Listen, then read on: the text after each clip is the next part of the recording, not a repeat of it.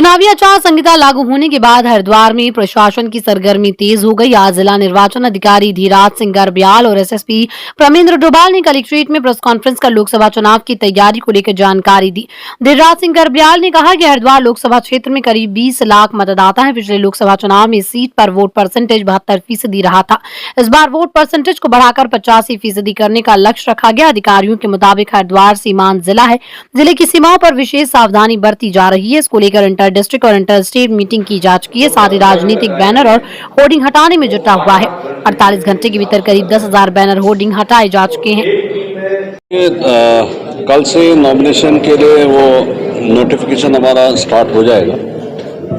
20 तारीख से नॉमिनेशन हमारा स्टार्ट हो जाएगा और 30 मार्च तक जो है लास्ट है नाम वापसी का। और इस बार जो नॉमिनेशंस होंगे तो उसमें 30 तारीख तक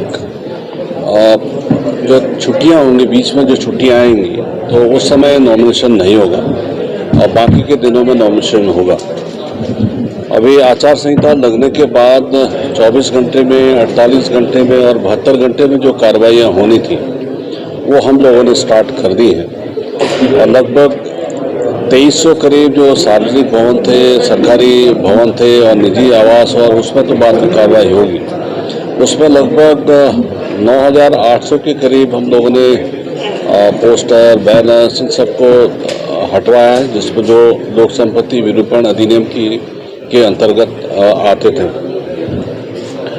इस बार लोकसभा के चुनाव में हमारे हरिद्वार लोकसभा क्षेत्र में लगभग 20,31,000 के करीब वोटर्स हैं जो पार्टिसिपेट करेंगे इसमें, जिसमें 14,68,561 के करीब वोटर्स हमारे जनपद के हैं और 5.5 लाख वोटर्स जो देहरादून की 3 विधानसभाएं हैं, धर्मपुर, डोईवाला और ऋषिकेश के, तो ये 5.5 लाख के करीब वोटर्स हैं जो इस लोकसभा के चुनाव में हमारे हरिद्वार संसदीय क्षेत्र के लिए इस पे अपनी वोट डालेंगे।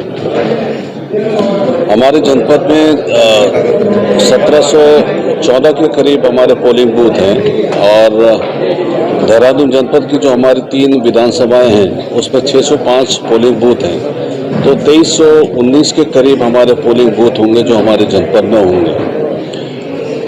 लोकसभा का चुनाव निष्पक्ष रूप से हो और पारदर्शिता के साथ हो, इसके लिए पूरे लोकसभा क्षेत्र को हमारे देहरादून हरिद्वार जनपद के हम लोगों ने 161 सेक्टर में बांटा है और 23 जोनों में बांटा है और 11 विधानसभाओं में पारदर्शिता के साथ चुनाव कराने के लिए 33 हमारी एफएसटी की टीमें, 33 एसएसटी की टीमें कार्य कर रही हैं।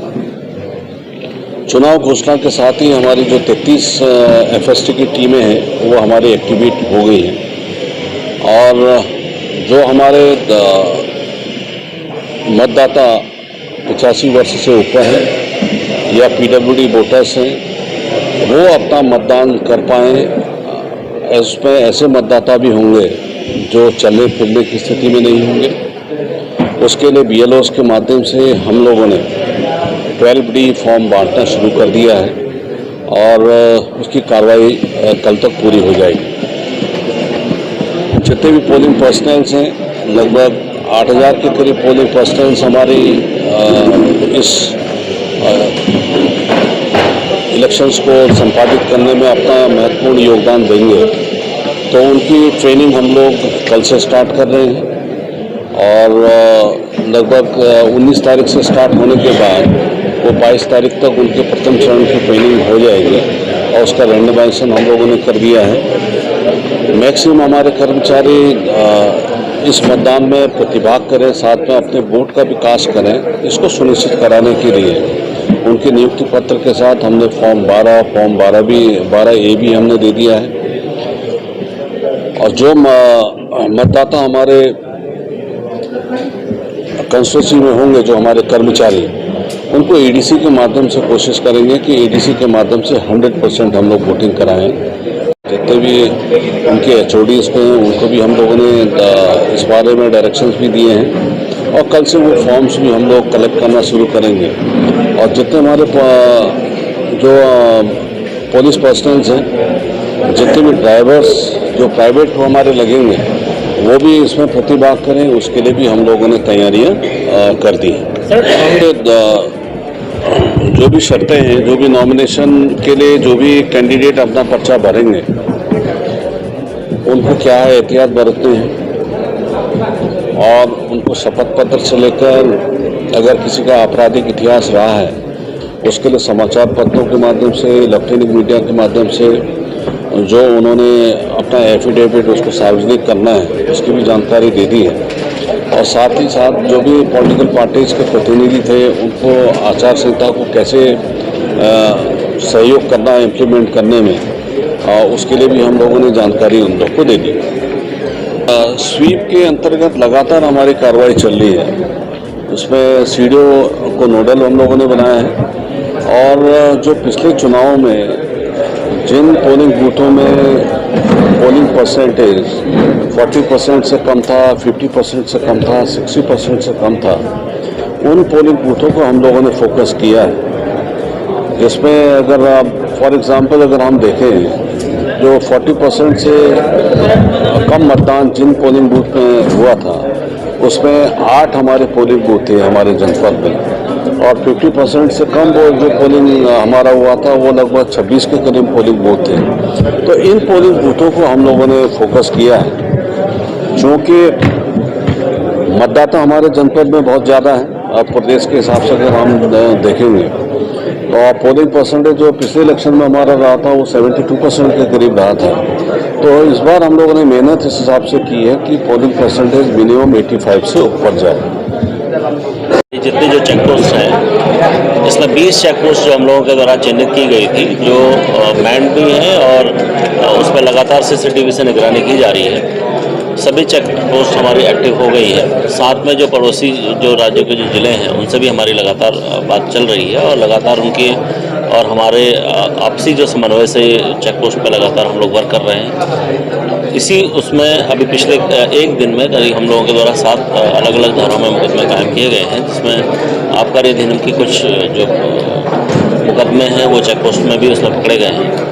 साथ ही संपूर्ण जो हमारा मेला, ये संपूर्ण हमारे इलेक्शन की जो प्रोसेस है, उसमें हम लोगों के द्वारा 33 जो जोन है उसमें उसको विभाजित किया गया है। 3 सुपर जोन है और 161 सेक्टरों में से विभाजित किया गया है, जिसका जो फोर्स का जो अवेलेबिलिटी है, उसमें कुल मिला के हमारे 1700 के ऊपर कांस्टेबल, पुलिस कांस्टेबलरी और 2500 के ऊपर पीआरडी और होमगार्ड के जवान रहेंगे। साथ में करीब 20 कंपनी जो हमारी सीपीएमएफ प्लस पीएससी कंपनी रहेगी, उनका रैंडमाइजेशन की कार्रवाई हमारे यहाँ से चल रही है, और उसकी जो ड्यूटियाँ हैं वो लगातार हम लोगों के द्वारा मॉनिटर की जा रही है। साथ में जो फोर्स बाहर से आएगा, जो हमारा फोर्स है, उनके द्वारा लगातार एफएसटी और एसएसटी में भी टोटल 267 हमारे कर्मचारी हैं जो कार्य कर रहे हैं और अपनी ड्यूटियों को परफॉर्म कर रहे हैं। इसमें मैं आप लोगों को थोड़ा सा एक चीज़ इंगित करना चाहूँगा कि जो हमारे आर्म्स के जो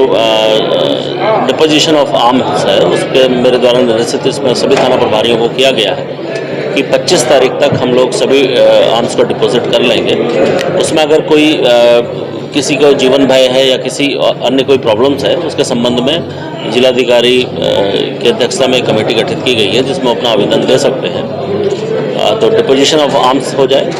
इसके साथ ही जो अन्य जो गुंडा एक्ट की कार्रवाई है या जो गैंगस्टर की कार्रवाई है, वो हमारे द्वारा लगातार की जा रही है। करीब 241 से ऊपर हम लोगों के द्वारा गुंडा एक्ट में लोग चिन्हित किए गए हैं, जिन पर जिला बदर की कार्रवाई हम लोग कर रहे हैं, ताकि इलेक्शन को शांतिपूर्वक हम लोग कर सकें। साथ ही जो आबकारी अधिनियम के अंतर्गत कार्रवाई हो, या जो इलीगल आर्म्स या जो आर्म्स का जो अपने आप को जो दिखाते हैं, जिस तरीके से शो करते हैं, उस पर हम लोग गंभीर धाराओं में मुकदमा भी कायम करेंगे, उस पर सख्त कार्रवाई की जाएगी। आजकल सोशल मीडिया लगातार हम लोगों की सोशल मीडिया मॉनिटरिंग जो टीम है, वो लगातार इस पर वर्क कर रही है, और अगर कोई भी ऐसा एक्सप्लिसिट जो मटेरियल्स है या कोई भी ऐसी चीज़ हमारे संपर्क में आती है या हमारे नॉलेज में आती है, उसको हम बिल्कुल पूरी गंभीरता से लेंगे। और अगर कोई एंटी सोशल एक्टिविटी या कोई जो आपसी जो सामाजिक ताना बाना है उसे बिगाड़ने की कोई कोशिश करेगा, उसमें हम लोग स्वयं कार्रवाई करेंगे और उस पर